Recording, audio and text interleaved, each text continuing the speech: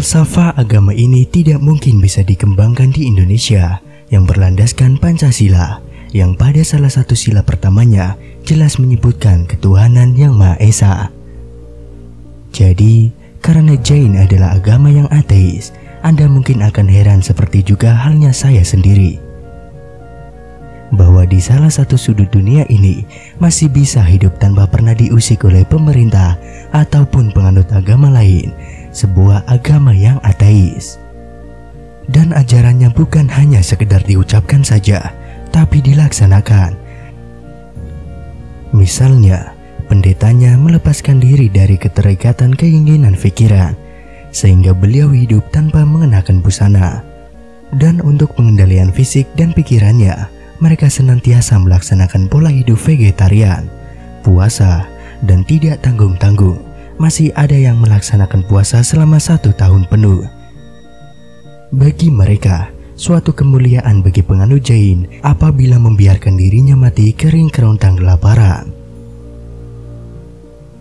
Jainisme adalah sebuah agama kuno di India yang mana dikatakan berasal dari keluarga Dharma. Walaupun pengikutnya adalah kelompok minoritas dengan lebih kurang 4,9 juta pengikut di India, pengaruh pengikut Jain pada agama, etika, ekonomi, dan politik cukup besar. Penyebaran luas konsep falsafah India seperti karma, ahimsa, moksa, dan reinkarnasi dilaksanakan juga oleh penganut Jain atau dikembangkan dari sekolah gagasan Samana, tempat asalnya Jainisme. Jainisme adalah agama tua di India yang asal-muasalnya bersisian dengan Hindu. Beberapa kemiripan ajaran Jainisme dan Hindu menimbulkan anggapan kalau agama ini salah satu sekte dari Hindu. Perbedaan yang mendasar antara Jainisme dan Hindu terlihat pada Astika dan Nastika. Penganut agama di India dibedakan atas 2 prinsip tersebut. Yang memegang prinsip Astika menerima otoritas Weda sebagai kitab suci, serta melibatkan kepercayaan Brahmani, Nyaya, Mimamsa, dan Yoga, termasuk ajaran-ajaran berdasarkan Astika, dan berarti golongan Hindu. Sementara penganut agama yang berprinsip Nastika menolak Weda dan kitab-kitab yang dipakai oleh pemeluk Hindu. Jainisme termasuk kelompok ini dan lebih mendasarkan kepercayaan mereka yang anti kekerasan. Sebutan Jain menurut Sri Krishna Saksena berasal dari kata Jina dalam bahasa Sanskerta yang berarti pemenang atau yang mengalahkan. Artinya berhasil mengalahkan atau mengatasi secara tuntas kungkungan atau belenggu penyakit dan penderitaan dalam kehidupan nyata ini. Orang semacam ini boleh disebut sebagai Jain atau pemenang. Bagi Jainisme, kehidupan di dunia ini diabadikan atau dibuat kekal oleh peralihan jiwa yang secara esensial telah menyebabkan keburukan dan penderitaan. Oleh karena itu, tujuan hidup yang sebenarnya adalah untuk mengakhiri siklus kehidupan atau rangkaian kelahiran kembali itu, yang baru bisa tercapai apabila manusia berhasil memiliki pengetahuan yang benar. Pengetahuan yang benar ini isinya adalah hal-hal yang mengandung kelepasan. Pendiri dari komunitas Jain adalah Vardhamana. Dia memperoleh pencerahan pada 420 sebelum Masehi. Jainisme memiliki banyak kemiripan dengan Hinduisme dan Buddhisme yang lahir di area yang sama. Jainisme tidak mempermasalahkan keberadaan Tuhan atau makhluk lain yang lebih tinggi dari manusia sempurna. Jiwa adalah sesuatu tanpa permulaan dan tanpa akhir. Jiwa atau jiva dikategorikan dalam 3 kategori. Jiva yang belum mengalami perubahan, jiva yang sedang mengalami perubahan, dan jiva yang sudah bebas dari kelahiran kembali. Agama Jain mengajarkan penghormatan yang sangat tinggi untuk segala bentuk kehidupan.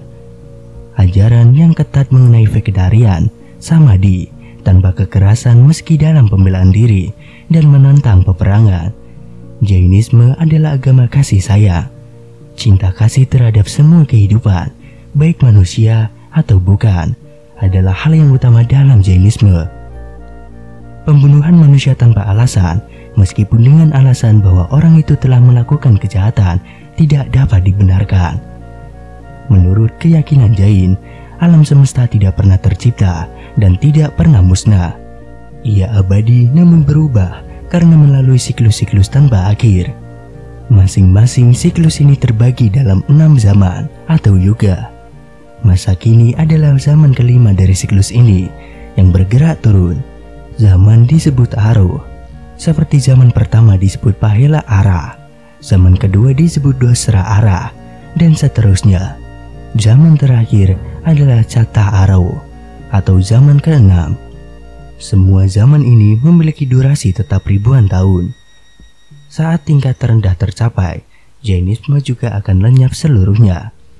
Maka pada siklus selanjutnya, agama Jain akan ditemukan kembali dan akan dikenalkan kembali oleh para pemimpin baru yang disebut Tirthakara, dan akan lenyap lagi pada akhir siklus dan seterusnya. Sekalipun pengikutnya sangat sedikit dibandingkan penduduk India, agama ini masih eksis dengan pengikut-pengikutnya yang terpencar di berbagai wilayah. Ajaran ini menekankan aspek etika yang sangat ketat, terutama komitmennya terhadap konsep ahimsa. Jain menegaskan bahwa ahimsa termasuk sikap tanpa kekerasan terhadap binatang dan manusia. Akibat dari kepercayaan ini, mereka mengikuti pola vegetarian alias cuma makan tumbuhan, termasuk rumput dan alang-alang. Tapi penganut yang taat kepada agama Jain ini berbuat lebih jauh dari itu. Nyamuk yang menggigit kulit dibiarkan semau-maunya. Meskipun lapar, tidak bakalan mau makan di tempat gelap. Bukankah kalau gelap jangan-jangan bisa kemasukan lalat atau tertelan nyamuk? Makanya, kalau penganut Jain mau menyapu jalan atau pekarangan, dia akan rogoh kantong dan mengupah orang lain untuk melakukannya. Takut siapa tahu menginjak serangga atau cacing.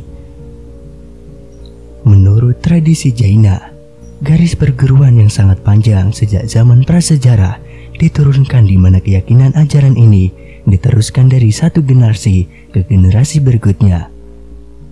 Guru-guru yang telah meneruskan ajaran-ajaran Jaina ini berjumlah 24 orang yang disebut Tirthankara atau penyebar keyakinan dan yang telah mendapat pencerahan. Jaina percaya dengan pluralisme jiwa. Terdapat jiwa-jiwa sebanyak tubuh hidup yang ada. Tidak hanya jiwa dalam binatang, tetapi juga tumbuh-tumbuhan dan bahkan dalam debu. Hal ini juga diterima dalam ilmu pengetahuan modern. Tidak semua jiwa memiliki tingkat kesadaran yang sama. Ada yang lebih tinggi, ada yang lebih rendah.